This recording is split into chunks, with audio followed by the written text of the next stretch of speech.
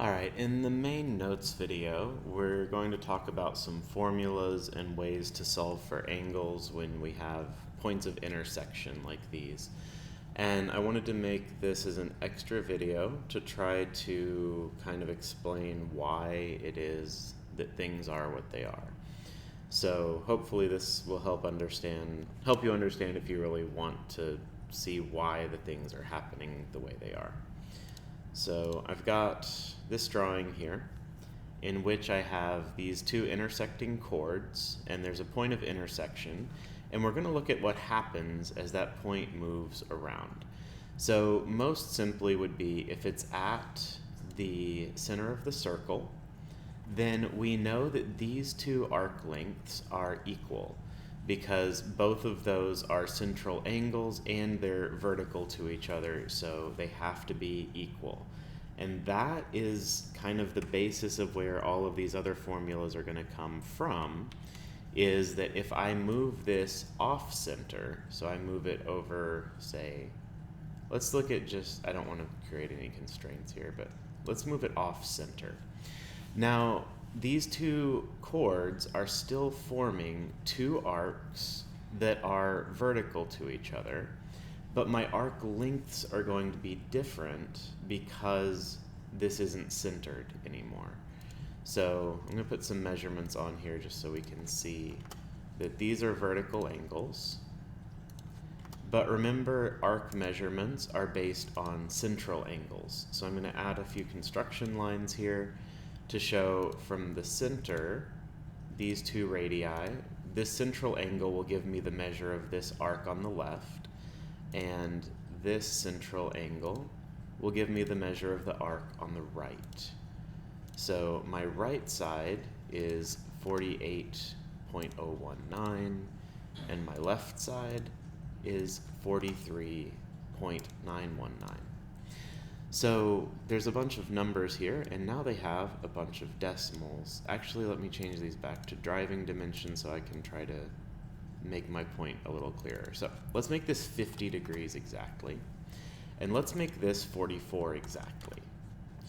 So what we see happening is that these two, the angles included between the two chords, are congruent because they're vertical angles. They have to be the same. But we also know that the two of them together make up those two arcs, which we just measured from our central angles as 50 and 44. So in order for both of those things to be true, then those two vertical angles have to be equal and add up to those two numbers, meaning they are the average, the arithmetic mean of those two numbers.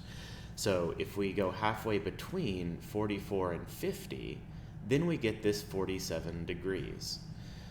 So let's try, I'm going to change these back to driven dimensions so that I can move things. Let's see, no matter where I move this, we're going to end up with that same relationship. So let me move it pretty far off center. So on the left I have about 44 and about 123. So that's 167-ish total. So my other two should be about 83.5. And I see my actual measurement is 83.7. So yes, very close to that is what we end up with. And no matter where I move this point of intersection of these chords, that relationship stays the same because I'm still forming those same two arcs with both the central angles and the chord included angles or intercepted angles. So I'm hoping that'll help you see that as we move away from center, that's what's going on. Now, extending that a little, if we move, I'm going to remove my measurements now that we can, maybe I'll just move them out of the way. So let's take this to an extreme. We've been moving this around inside the circle, and we've seen that basically no matter where it goes, we always end up with that average relationship. But what if we take it to an extreme and move this point onto the circle? So if we move it onto the circle, I'm going to put it here. If we move it onto the circle, then what I end up with is an angle an inscribed angle, right? We talked about those where I have a vertex on the circle, and then I have an inscribed angle that is equal to half of my central angle that forms the same arc. So I'm going to redo my dimensions.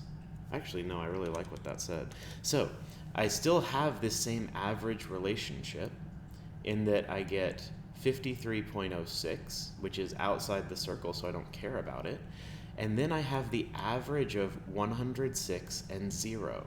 So that's kind of the key thing here, is once I move that point onto the circle itself, that one central angle has dropped all the way to 0. So let me undo moving it onto the edge. And we can kind of see as I move this closer and closer to the edge, watch this point right here, how it's moving closer to this one. And right as I get to the edge, that's now 0 degrees, so that that central angle basically disappears. And so I'm doing 106 plus 0 divided by 2, and that's where my 53-degree inscribed angle comes from. So I'm hoping that lets you see a relationship between those chord angles, the one subtended by the chord, and this inscribed angle that we talked about in an earlier section. And now the last step is, what if we go even further? So if we take this point all the way outside of the circle till where it's not even inside anymore, I want us to see that this relationship still holds. It's just weird because this angle, right, we still have our two vertical angles that together need to make up the central angles. So now my central angles are, well, this one has flipped the other way, which maybe that's for the best, I don't know. I'm going to recreate it this way. Okay, so we've got our two central angles again, 106 and 25. And my two vertical angles are now 40.4. Obviously, that's not the average of these two. But what we've done by moving this point outside of the circle is that we've actually turned this one so far out that it's basically now a negative angle. So we've made this central angle, the one on the right, negative.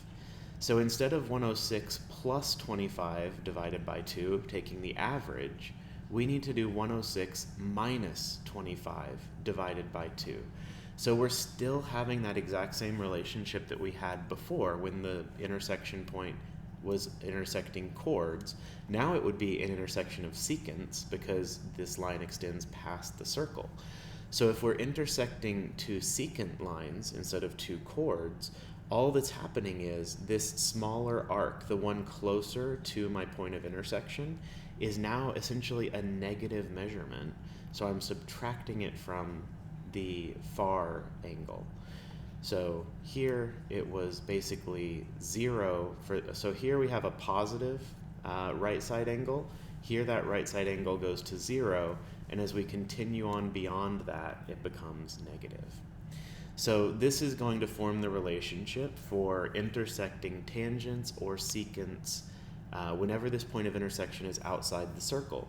We're going to see that we have to subtract this big intercepted arc minus the smaller intercepted arc and then divide by 2, because those two still together are making up these two vertical angles. So we need to cut that in half in order to get the 43 degrees that we have here. So hopefully this visual can help kind of cement what we're doing here and why these formulas work the way they do. But in the main lesson, I'm just kind of going to present them, and if you're curious, you can hopefully learn more from this video.